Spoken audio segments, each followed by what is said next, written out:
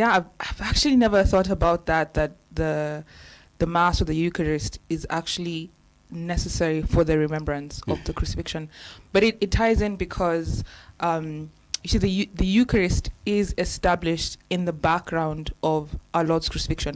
So the Eucharist, the sacrament itself, is established at the Last Supper, right, on Holy Thursday, which we'll celebrate in Holy Week this year, as in every year. And what happens is the memorial actually begins as a memorial of the Jewish tradition. So let me take a step back and maybe take Mother Teresa's words back into history to the Old Testament.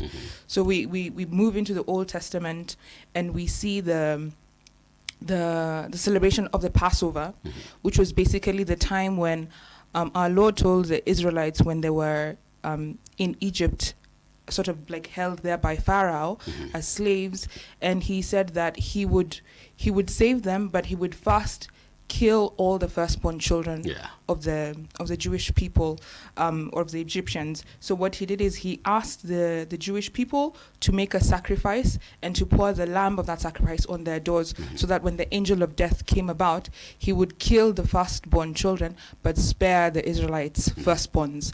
And so that and from then, when that happened, because also Pharaoh's son was killed, he said, if this is your God, then I will do what he says and I will let your people go. And so there was the exodus of the Israelites from Egypt back to the promised land. And so the Passover was then something that the Jewish people celebrated every year, almost like an annual celebration. But it was like a very high feast among the Jewish people, and it was something that was done by the father of the household, and there was this whole sacrifice that was done. So that for them was the memory of what they were commemorating. So you fast forward to the New Testament, and the institution of the Eucharist, as we say in the Catholic Church, the institution of this sacrament happens actually on the day of the Passover, right? So our Lord asks the disciples to go and prepare the Passover.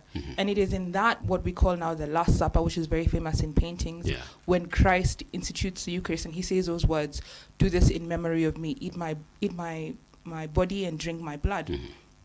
And that was the eve of his death, right? So it was Holy Thursday happens right before Good Friday, and then he dies, and he does exactly what the lamb that was slain on that night in Egypt, in order to spare the Israelites and to spare the firstborn sons of the Israelites. That is what God does all over again in the Holy Eucharist. And so in the same way that the Jewish people were commemorating the Passover annually in memory of that salvific act of the Israelites from Egypt, and so the Mass becomes a commemoration as well of God's saving act on the cross. But the difference between these two very similar ceremonies, that one is still maintained within the Jewish tradition and one happens within the Catholic Church, is that within the Church we call it the Mass, and it is not just a memorial per se of what happened. It is both. It is both a memorial of what happened on the cross on Good Friday, but it is actually the presence of God in the Mass. And that usually is where now we split with Catholics and Protestants about what exactly we call a memory and what we call the actual presence of Jesus Christ in the Eucharist.